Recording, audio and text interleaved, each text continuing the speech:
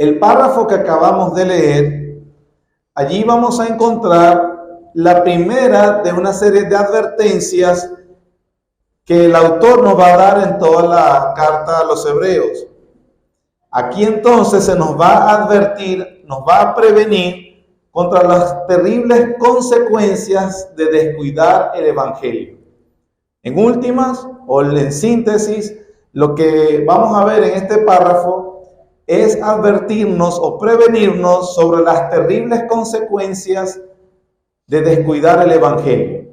3 puntos vamos a ver en esta exhortación que nos va a ayudar a seguir el mensaje. En primer lugar, veremos una advertencia sobre el peligro de deslizarnos. Una advertencia solemne sobre el peligro de deslizarnos. Eso está en el versículo 1. Y luego veremos 2 razones para tener cuidado o prestar atención a esa advertencia. La primera es negativa. Habla sobre el castigo, las consecuencias de descuidarnos. Y en segundo lugar, nos habla de la fuente de nuestra salvación por la cual nosotros no deberíamos descuidarnos. Vamos a ver en primer lugar la advertencia. Una advertencia sobre el peligro de deslizarnos. Eso nos lo dice el versículo 1. Por tanto, es necesario que con más diligencia atendamos a las cosas que hemos oído, no sea que nos deslicemos. La palabra que utiliza el autor aquí, deslizarnos, el Espíritu Santo le plació usarla porque según los comentaristas tiene muchos matices. Hay varias formas o varios momentos en que se puede aplicar este verbo. Y eso de alguna manera encierra la forma o ilustra la forma en que los cristianos, los que profesan fe en el Señor, pueden estar deslizándose. Una forma de traducir o de usar ese verbo habla de perder el rumbo. Por lo que en ese caso se usa con los barcos que van hacia un destino y que de repente los sorprende una tormenta, unos vientos huracanados y les hace perder el rumbo, o sea, quedar a la deriva, no tener fijo el norte o no saber a dónde ir. Eso es una forma de usar esa palabra deslizarnos. El Espíritu Santo nos advierte que es posible que algo nos sorprenda como una tormenta y puede que perdamos el rumbo en la vida cristiana. Otra forma de utilizar ese verbo también no es algo tan fuerte como una tormenta, sino algo más sutil. Se utiliza o se hace en referencia a un objeto que se escurre de las manos. Como cuando a alguien le queda un anillo grande y entonces flojo y usted se está lavando las manos y por accidente se le escurre, se le pierde, trata de agarrarlo y no puede. Entonces es una forma más sutil. De igual forma se está perdiendo. Otra forma de usar ese verbo deslizar se utiliza para las vasijas, una vasija que se le echa un líquido, digamos agua, pero tiene probablemente una grieta, un hueco imperceptible a la vista, donde el líquido se bota. Y usted no se da cuenta que está botando, sino hasta cuando después al rato mira y ya la mesa, el mantel está todo mojado y se le fue el líquido a la vasija. Bueno, sea lo que sea, cómo lo usemos o lo que nos quiere decir el Espíritu Santo que tengamos cuidado, es que los creyentes podemos perder el rumbo en la vida cristiana de diferentes maneras. Puede ser por la llegada de una tormenta inesperada. Puede ser a veces tan sutil como una grieta donde nos estamos vaciando. Puede ser algo con que de repente se nos escapa de las manos. Lo cierto es que el resultado al final es el mismo. En la vida cristiana tenemos pruebas de todo tipo. A veces es agresiva una prueba y a veces es algo sutil o seductor. A veces puede ser una enfermedad, a veces puede ser la muerte de un ser querido, a veces puede ser la que caigo en bancarrota. Cualquier circunstancia nosotros podríamos decir que hay cosas que nos desaniman, nos hacen perder el rumbo, nos hacen deslizarnos, nos hacen vaciarnos. Puede ser fuerte, puede ser sutil. De todas maneras, el punto es que el Espíritu Santo nos está advirtiendo que cada uno de nosotros debe ser muy diligente en cuidarse de que no se está enfriando, no se está alejando, no se está estancando o no está perdiendo el rumbo en la vida cristiana. Del hecho que nos lo esté advirtiendo, nos dice que todos estamos vulnerables a esa situación. El autor no dice, oigan hermanos, tengan cuidado, no sea que se deslicen. Él usa la primera persona. Él dice, no sea que nos deslicemos. Porque en la hora de alejarse de la fe, sea cual sea la circunstancia que digamos, la razón, al final de cuentas aquí no vale veteranía, no vale tiempo en el Señor, no vale estrellas ganadas, no vale chapeo, como decimos popularmente. El punto aquí, hermanos, que el Espíritu Santo nos está advirtiendo que todos estamos propensos a enfriarnos, a alejarnos, estancarnos o perder el rumbo en cuanto a ser fiel al Señor. ¿Qué cosas producen ese enfriamiento? ¿Qué cosas producen ese estancamiento? ¿Qué cosas hacen que a veces nos alejemos, que nos desanimemos en la vida cristiana? Es cierto que a todos comenzamos con mucho entusiasmo. Los primeros tiempos, se le dice por lo general, el primer amor. Estamos con mucho gusto participando en todo. Sin embargo, terminamos probablemente hoy sintiendo bastante desánimo de continuar la carrera cristiana. En la carta a los Hebreos se nos dice que los destinatarios estaban pasando por algo muy similar. Inclusive en el capítulo 10, versículo 32, el autor les pide que ellos recuerden el entusiasmo que tuvieron en el pasado. Dice, traigan a la memoria los días pasados en los cuales, después de haber sido iluminados, sostuviste gran combate de padecimientos. Es decir, cuando llegó el Evangelio a sus vidas, ellos de una vez vinieron todo tipo de pruebas, pero en vez de alejarse, ellos se mantuvieron firmes. El autor le está diciendo, recuerden ese tiempo y recuerden la firmeza con que se mantuvieron en el Señor. Sin embargo, algo les había pasado que ellos estaban considerando abandonar la fe cristiana y volver al judaísmo. ¿Qué cosas son? No nos dice el texto. En la carta completa no nos dice. Pero en la vida cristiana es muy común las cosas que nos suceden a todos. El desgaste de los años, una incredulidad que no quisimos y no tratamos bien, o un problema que no quisimos, no lo abordamos con las herramientas bíblicas. Son muchas las cosas en común que tenemos los creyentes. Uno, por ejemplo, puede decir, yo empecé bastante animado, yo estaba entusiasmado, yo iba a todas las actividades de la iglesia, me encantaba, estaba aprendiendo. Pero cuando de repente una persona comienza a involucrarse más y más en las cosas de la iglesia, se da cuenta de algo rápido. Los miembros más antiguos brillan, pero por su ausencia. Y entonces uno empieza a preguntarse, yo estoy muy entusiasmado viniendo, pero yo veo unos hermanos que tienen tiempo y son miembros y no vienen. Y de paso me he dado cuenta que la razón por la que no vienen no era algo de peso. Eso me termina desanimando. A veces también, bueno, yo estoy muy animado y vengo y empiezo a relacionarme con los miembros. Entonces me di cuenta que en las conversaciones son bastante destructivos unos a otros. Sí, pero si este tiene más tiempo que yo aquí y habla así del hermano, de la hermana, ¿qué quedará para mí, verdad? Y eso termina desanimando a cualquiera. A veces uno llega y dice, wow, que desde que llegué, esta iglesia mostraba un amor unos por otros. Pero resulta que cuando los estoy conociendo más,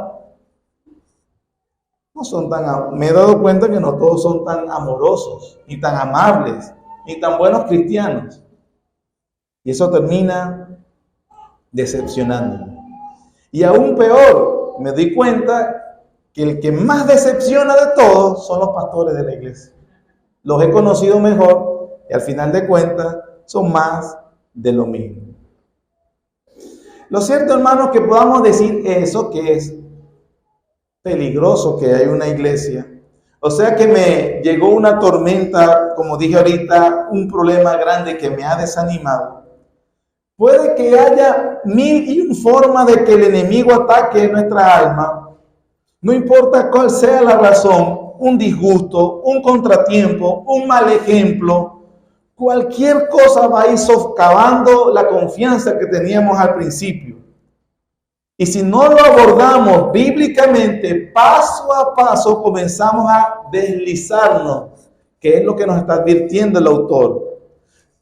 Primero comenzamos acercándonos a esa pendiente sin darnos cuenta, y en el momento menos pensado, Satanás nos tiene ya en la orilla a un punto de un empujón. Es por eso que, independientemente de cuál sea el caso, la razón por la cual yo me haya desanimado de continuar la vida cristiana, nuestro texto nos está diciendo que por encima de todo hay una razón que es en el fondo la verdadera. ¿Y qué dice él? Es necesario que con más diligencia atendamos las cosas que hemos oído, no sea que nos deslicemos. ¿Qué significa eso, hermano? Que al final hay una razón por todas las que yo pueda decir. La falta de diligencia en atender las cosas que tú y yo hemos oído.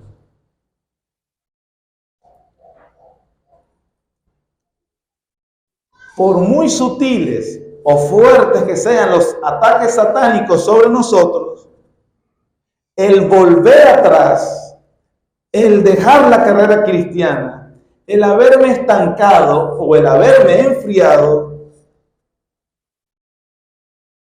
es un problema, dice según nuestro texto, de nosotros mismos. La responsabilidad cae sobre la persona. Necesitamos con más diligencia atender las cosas que hemos oído. ¿Por qué, hermanos? Porque en última instancia nuestro compromiso es con el Señor Jesucristo.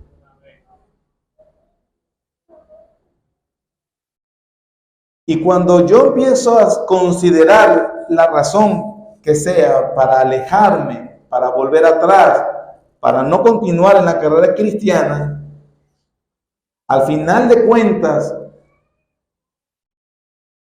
mi problema es que no me he aferrado debidamente al único que merecía mi entera confianza. Y el pecado me ha dejado distraer, me ha hecho distraer. El texto nos dice que las personas se terminan de apartar, ir y de continuar su fidelidad a Jesucristo porque ha sido negligente en atender el mensaje que antes había abrazado. La responsabilidad está sobre ti.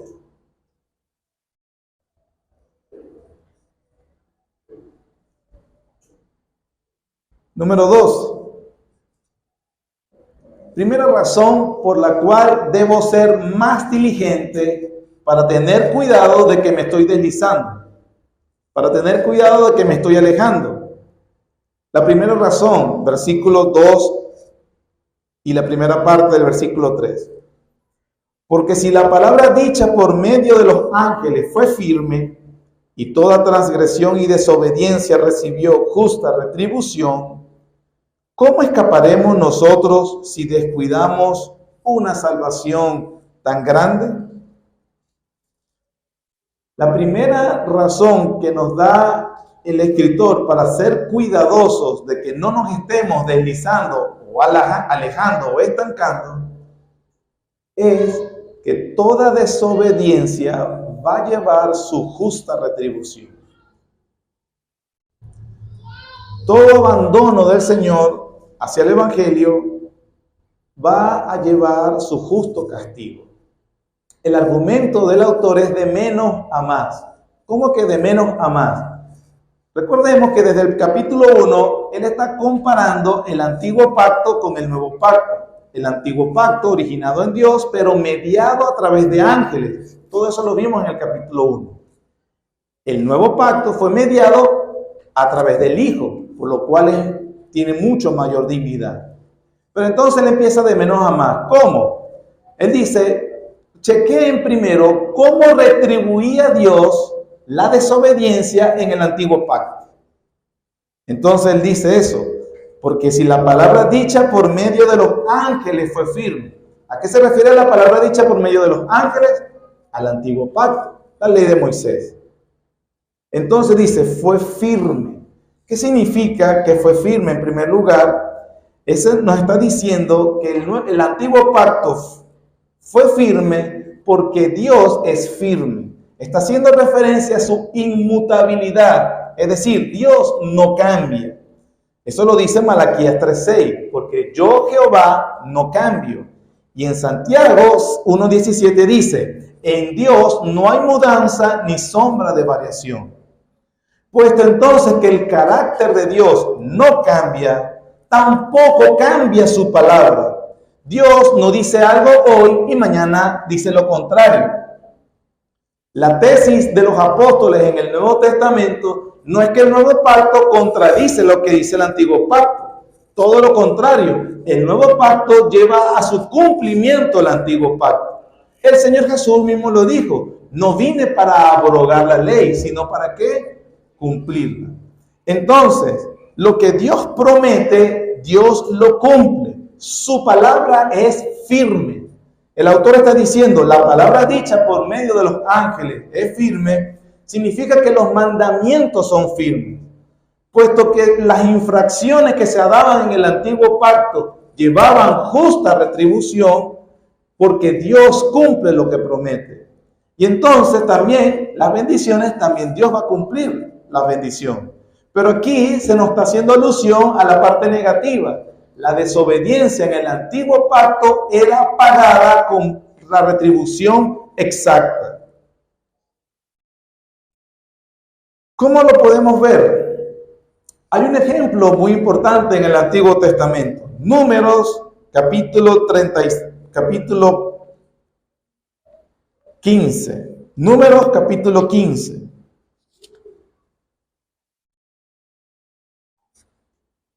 Aquí vamos a ver un ejemplo, cómo se retribuía la desobediencia en el antiguo pacto. Números 15, versículo 32 al 36. Estando los hijos de Israel en el desierto, hallaron a un hombre que recogía leña en día de reposo. Y los que le hallaron recogiendo leña, lo trajeron a Moisés y a Aarón y a toda la congregación.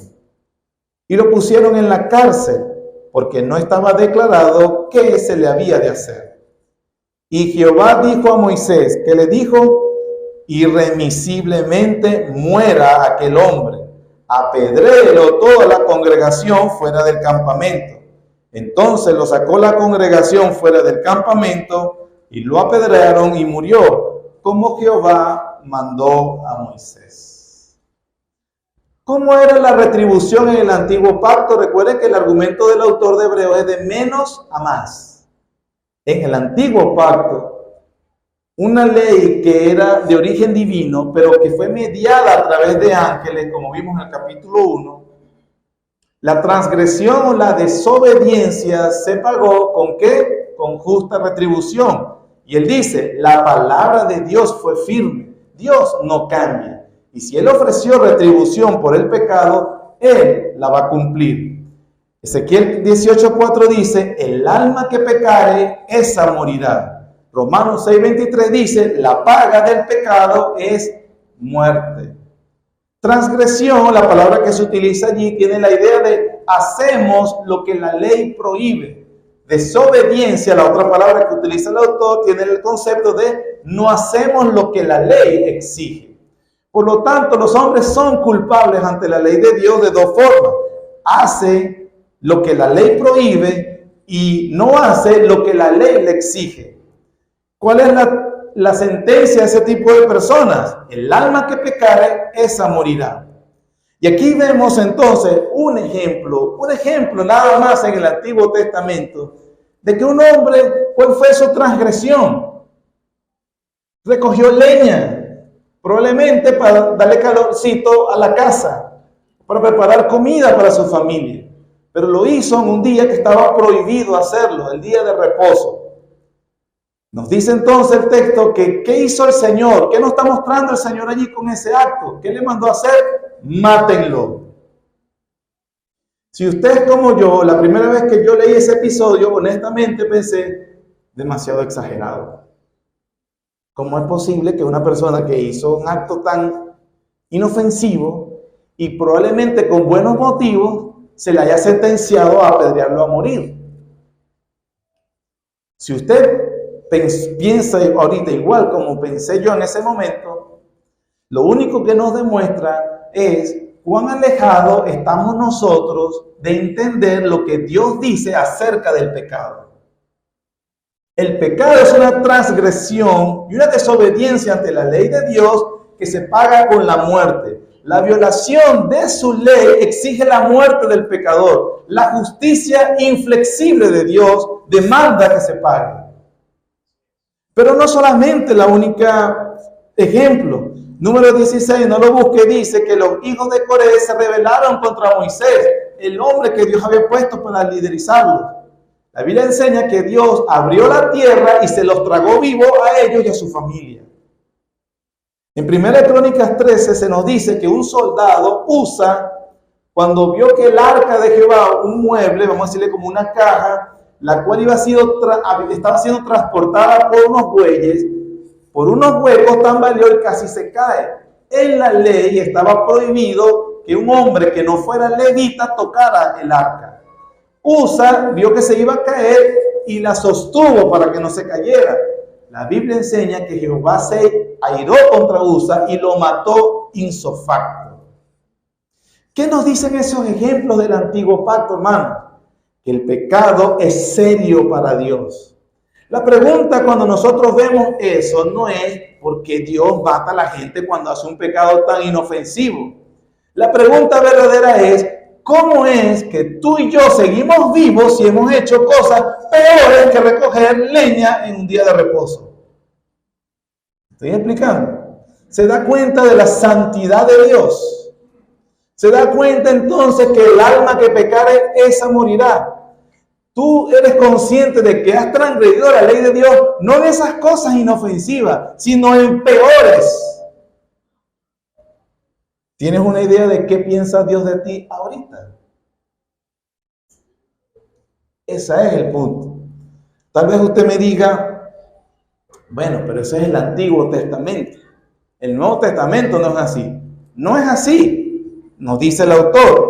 Porque si la palabra dicha por medio de los ángeles fue firme, y toda transgresión y desobediencia recibió justa retribución, ¿cómo escaparemos nosotros si descuidamos una salvación tan grande?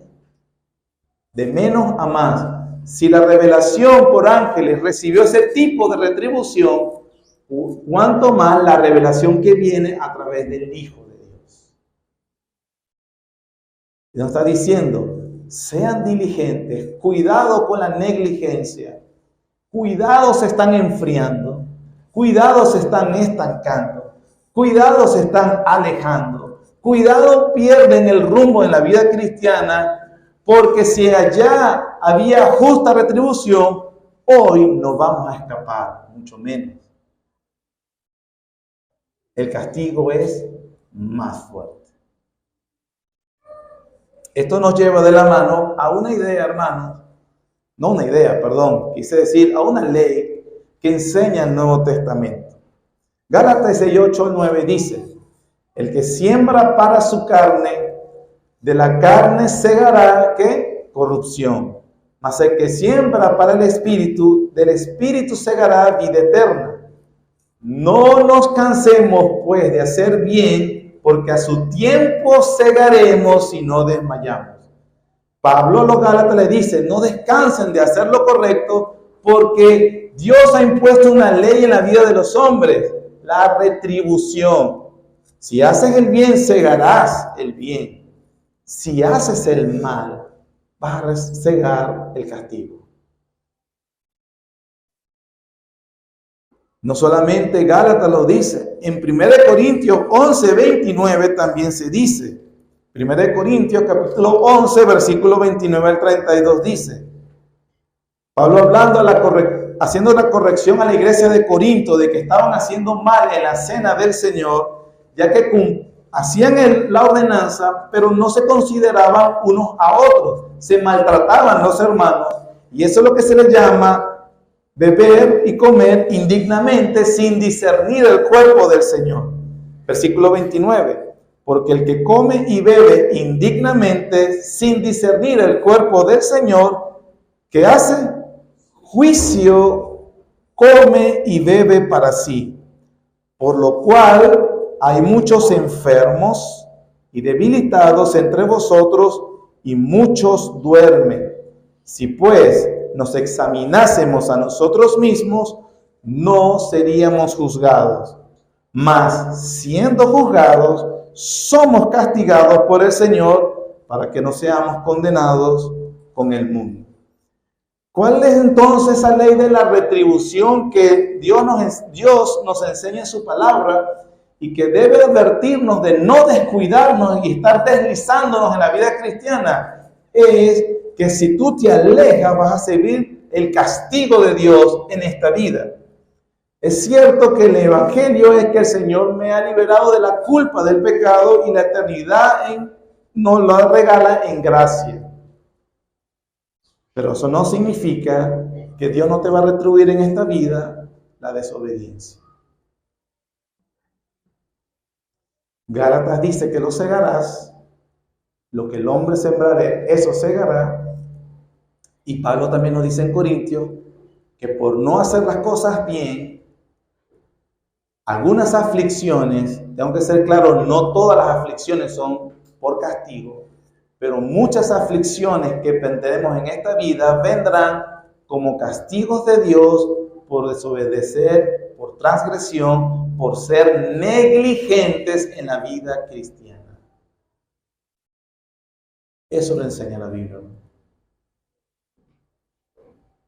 Pablo incluso dijo, algunos están enfermos como un castigo de Dios. Y a algunos la muerte les ha llegado como castigo de Dios. Inclusive si fuera disciplina, no es que mueres tú, pero probablemente muera alguien que te afecte. Quiero que vea entonces, no es que es algo para amenazar o una idea que me estoy sacando aquí, entonces, de fuera de la manga. Es claramente lo que nos enseña el texto. Si la retribución en el antiguo pacto era firme, en el nuevo pacto es más. Y mucho mal te puede venir por descuidar tus responsabilidades. Eso, por supuesto, es la parte negativa.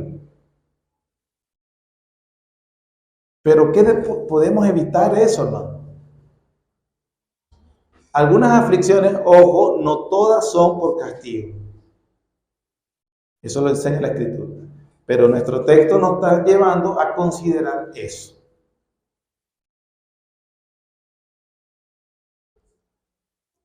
Podemos evitarlo, hermano. Podemos evitarnos lágrimas. Podemos evitarnos dolores. ¿Cómo? Sé diligente en atender las cosas que has oído. Vive de manera consistente y coherente con la profesión de fe. Vive obedeciendo el Evangelio. Vive de forma humilde, realista. Hablábamos de que a veces el vaso, la vasija, tiene una grieta imperceptible, pero entonces te está vaciando el agua. ¿Qué puedes hacer allí? Con la gracia del Señor, que el Señor la cierre. Y seguir llenándote de la gracia del Señor. Porque la Biblia nos dice, sigan creciendo en la gracia del Señor Jesús. Pero si no solamente tienes una grieta, sino que más nunca buscas llenar esa vasija, lo más seguro es que te estás vaciando.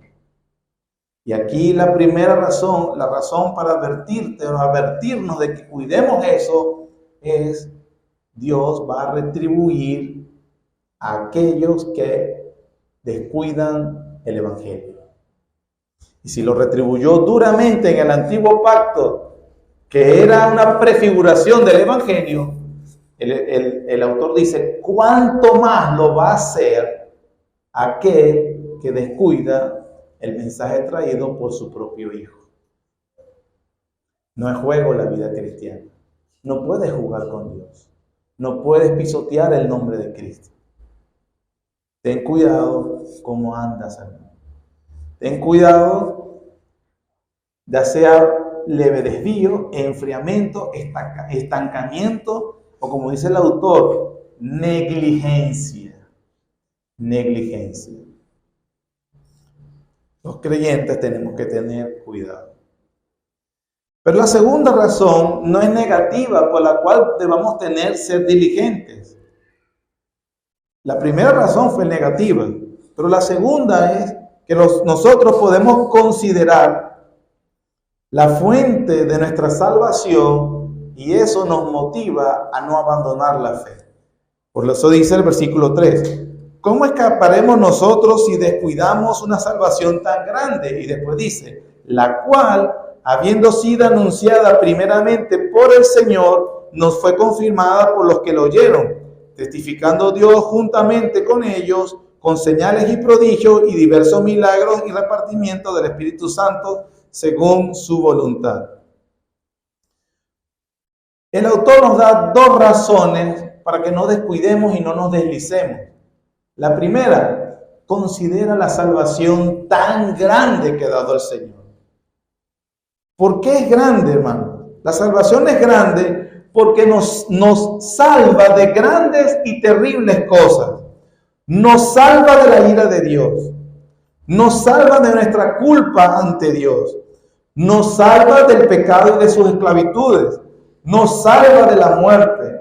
Nos salva del juicio y del castigo eterno. Nos salva en última instancia de nosotros mismos.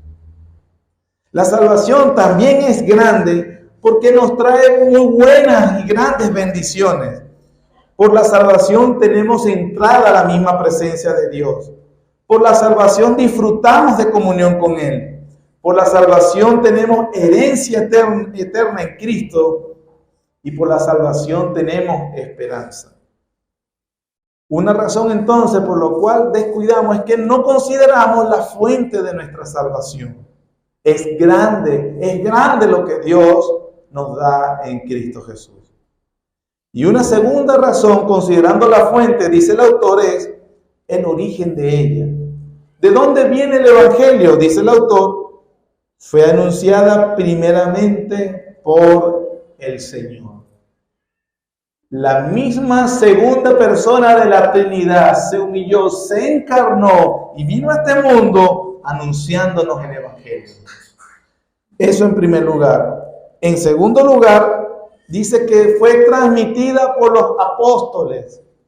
Dios usó a estos hombres para llevar el Evangelio de lo que habían visto, oído, tocado, testificado. Y en tercer lugar, Dios mismo confirmó a través de ellos con señales, prodigios y milagros. O sea, toda esa argumentación para decirnos la seguridad que tenemos de que se nos ha entregado una salvación que lo menos que merece es que nos descuidemos o seamos negligentes. Amén. Para terminar, permítame algunas aplicaciones, aunque confío que ya el Señor ha estado aplicando eso a cada uno de nosotros.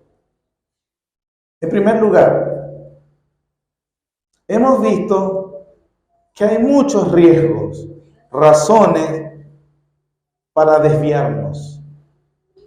Hay muchas cosas que influyen en nosotros, ya sea testimonio o circunstancias que nos buscarán enfriar, alejar o apartar el rumbo. Me quiero dirigir primero a los miembros de esta iglesia y obviamente desde el más antiguo hasta el más nuevo. Si eres cristiano,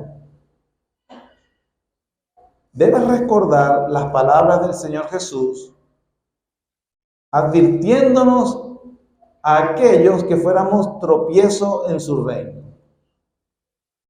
Si no lo recuerdas, te la recuerdo. Él mismo dijo, mejor le fuera que se atare una piedra de molino en el cuello. Si eres cristiano, me refiero más que todo a los miembros de esta iglesia, el beneficio y la bendición y el privilegio que Dios te ha dado en Cristo va unido con responsabilidad. Y si tu vida es una vida, no solamente que no suma en el reino, sino que le resta por tu testimonio a otros, el Señor te va a retribuir. Justamente.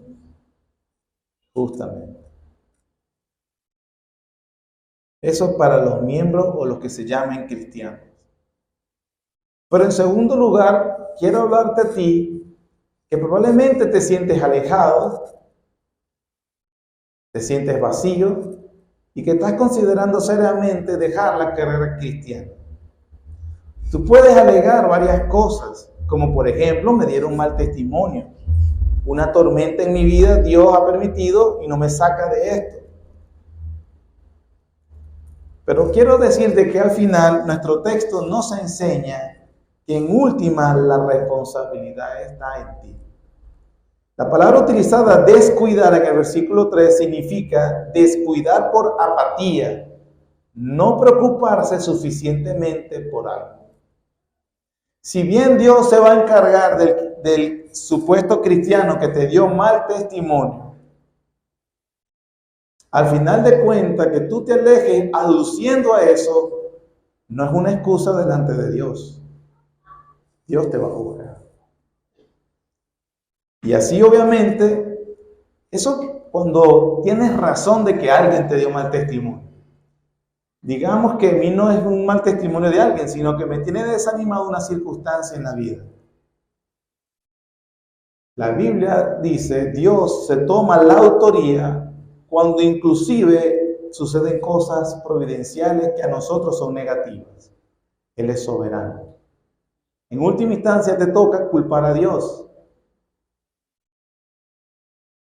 Pero Él te está diciendo acá, te alejas porque has descuidado tu responsabilidad. Y es obvio, hermano, si no somos negligentes, no tenemos recursos espirituales para andar en esta vida. Y por último, hermanos, permítanme aplicar, dando un ejemplo nuevamente de menos a más. Hemos dicho que el argumento del autor es de menos a más. Miren lo que hacía un santo del antiguo pacto, con una revelación menor en dignidad que la nuestra. Miren lo que se esperaba de él. Miren lo que debía hacer. Nos dice Deuteronomio 6, 4 al 9. Oye Israel, Jehová nuestro Dios, Jehová uno es. Y amarás a Jehová tu Dios con todo, de todo tu corazón y de toda tu alma y con todas tus fuerzas. Y estas palabras que yo te mando hoy estarán sobre tu corazón. Las repetirás a tus hijos y hablarás de ellas estando en tu casa y andando por el camino y al acostarte y cuando te levantes. Y las atarás como una señal en tu mano y estarán como frontales entre tus ojos y las escribirás en los postes de tu casa y en tus puertas. Eso que acabo de leer era la obligación de los santos del Antiguo Testamento respecto a una palabra dada por medio de ángeles. ¿Cuál cree usted que es nuestra obligación con respecto a la palabra dada por su Hijo Jesucristo?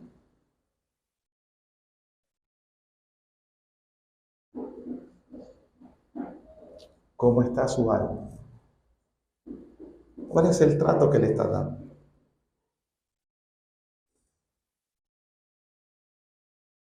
Eso entonces sirva para advertirnos, para si de alguna forma hemos estado coqueteando con la idea de alejarnos, que el Señor te guarde. Sé que a veces este tipo de advertencias son duras oírlas. Quisiéramos ánimo, motivación, pero este es el Espíritu Santo hablándonos en su palabra. Él sabe cuál es la mejor motivación que necesitamos. Quiera el Señor en su bondad ayudarte. Hermano, decide de una vez por todas serle fiel a tu Señor. Serle fiel a tu Señor. Y aquel que nos visita si no tienes a Jesucristo. Es bien claro lo que te dice la Escritura. La violación de su ley merece su muerte. Si rechazas el ofrecimiento que te da su Hijo, primero, todos tus pecados serán perdonados si recibes el don de gracia.